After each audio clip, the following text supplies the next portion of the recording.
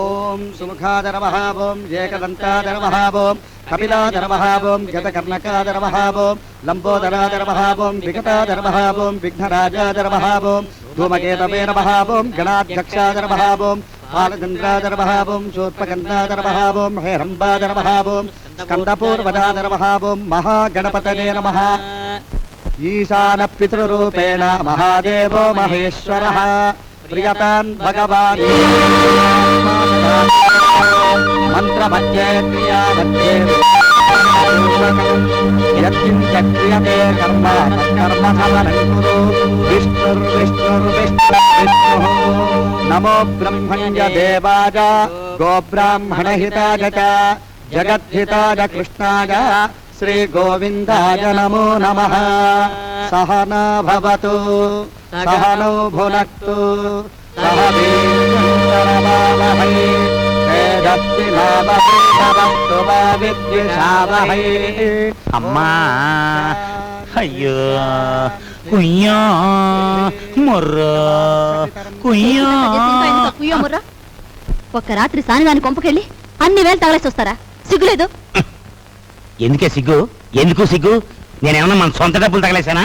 నువ్వు మీ అన్నయ్య దగ్గర కొట్టేశావు, నేను నీ దగ్గర కొట్టేశాను. సిగ్గు అంట సిగ్గు. చూడండి, మా వాడికి తండ్రి చేసిన అప్పులు కొడుకు తీర్చాలని తెలుసు. తీర్చకపోతే మీరు కోర్టుకి వెడతారని తెలుసు. ఆ తర్వాత ఇల్లు వేలం వేస్తారని తెలుసు. ఆ తర్వాత ఇంటిల్లపాది హలో లక్ష్మణ అంటూ రోడ్ల వెంబడి పడతారని తెలుసు. కానీ ఏం చేస్తాడు చెప్పండి?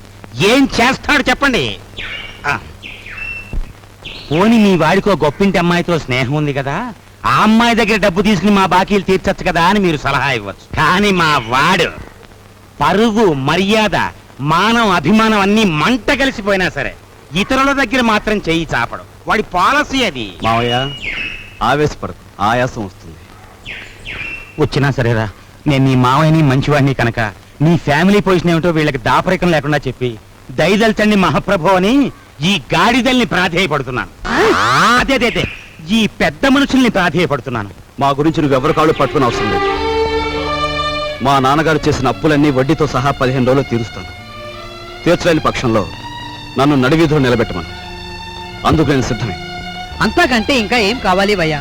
ఇన్ని నాళ్ళు ఆగిన వాళ్ళం ఇంకా 15 రోజులు ఆగలేమా? 15 రోజుల తర్వాతే వస్తాం. లేవండి భయ్యా, పోదాం. మీరా ఎంతసేపు వచ్చి? నువ్వు ఆవేశంగా 15 రోజుల్లో అప్పు తీర్చేస్తాను అంటున్నప్పుడు రాజు, నీ ఆవేశం చూస్తుంటే అమ్మాయికే కాదో నాకు కూడా ఉత్తేజం కలుగుతోంది. ఒక చిన్న విషయం, నీ చెప్పులో రాయి పడిందనుకో, దాన్ని బయట పారేసే వరకు నీ నడక సరిగ్గా సాగదు. చూస్తుంటే మీ ఇంట్లో మీ మావయ్య నీ చెప్పులో రాయిలా కనిపిస్తున్నాడు. ఏం చేస్తావో మరి? ఆ దెబ్బతో దిమ్మ తిరిగిపోయి బొమ్మ చేతికొచ్చేయాల. సరే సరే, కుర్రాడివైనా నీకు అన్నీ తెలుసని అనుకుంటాను. అమ్మాయిని దించి వెళ్దామని వచ్చాను. వస్తాను అమ్మాయి, వస్తాను. మా నాన్నగారి మాటలు వింటుంటే ఆయన భుజంగరావు గారేనా అని అనుమానం కలుగుతోంది కదూ.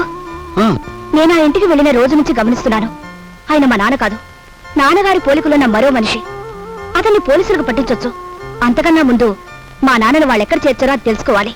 అందుకని మేము నాటకం వేస్తున్నాం, మీరు తప్పకుండా రావాలి. నాటకం?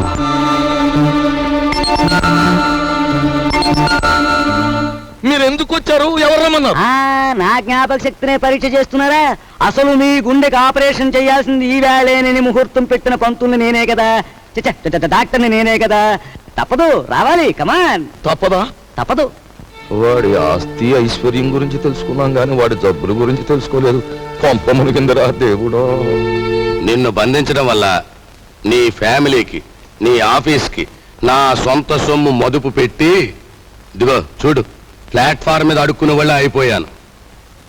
పోనీ ఓ పని చేస్తావేటి? చూడు, ఇదిగో ఈ ప్యాలెస్, ఈ డెన్ ఓ 10,000 కొనేసుకో. నా చెల్లెలు పెళ్లి చేసుకుంటా. నేను కొన్ను. ఒప్పుకోవయ్యా బాబు. నేను కొనను. ఓరు రే, ఆయన కట్టుకుని కలిసారా?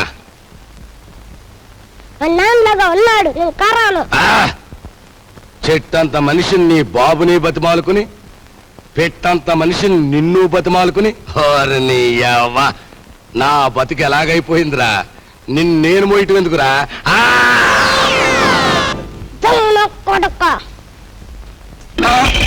అమ్మకుంటా నా కొడుక, నన్నే కలిసేస్తావరా?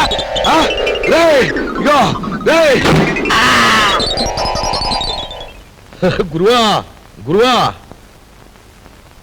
నువ్వు వచ్చేసేవేట్రా? హాయ్ బాబాయ్, ఆఫీసర్ గారికి గుండె జబ్బు ఉందంటే మనకు తెలదు.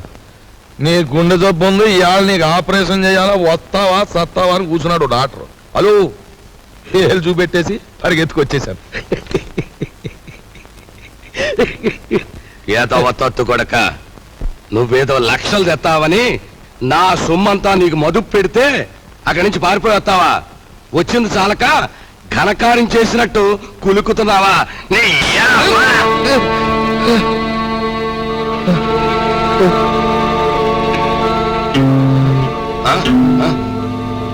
ఒరేయ్!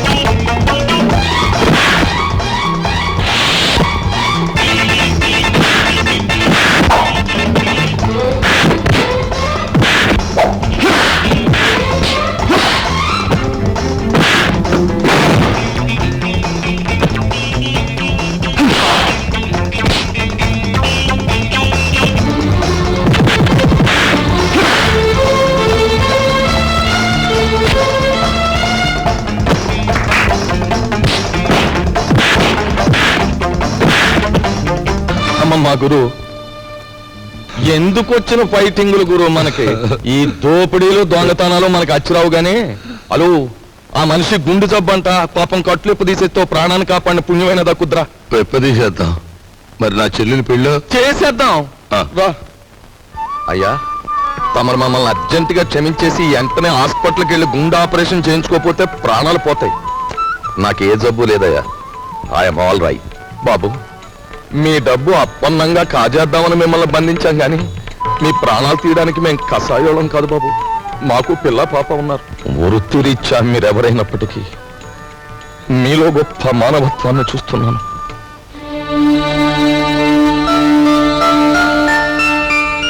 ఆ వేళ నా కంఠం మీద కత్తి పెట్టి బెదిరించిన విప్లవకారుడు నువ్వే కదూ?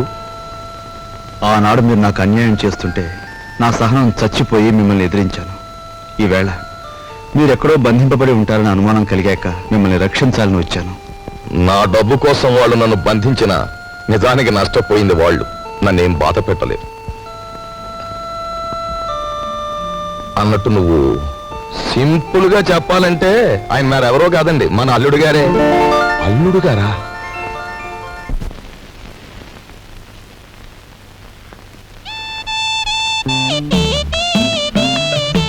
అరే మీ నాన్నగారు పోయాక నువ్వు మీసం ఉన్న మగాడివైపోయావే. అన్నట్టు మీ ఇంట్లో డబ్బు పోయిందని విన్నాను. నా కోసం నువ్వే ఆ డబ్బు తీసుంటావు. ఏది ఆ డబ్బు? చెప్పు. ఆ డబ్బు నీకిద్దామని తీశాను. ఆ రాత్రి మరెవరో నా దగ్గర నుంచి కాజేశారు. ఒక ప్రాణాన్ని నిలబెట్టడానికి నేను వ్యభిచారం చేస్తే నువ్వు వ్యభిచారం కోసం ఒక ప్రాణం తీసేశావు. నా బ్రతికే చండాలం అనుకుంటే నువ్వు నాకంటే చండాలుడివి. నేను ఈ ఇల్లు ఎందుకు ఖాళీ చేస్తున్నానో తెలుసా? నీ నీతి మాలినతనాన్ని భరించలేక. వెళ్ళు.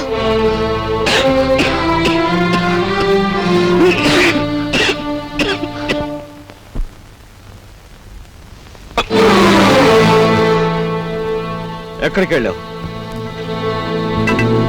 చెప్పు. ఏమిట్రా నువ్వు చేసిన పని? చెప్పు, ఎక్కడికి వెళ్ళి వస్తున్నావు? చెప్పు. ఏమిట్రా నువ్వు చేసిన పని?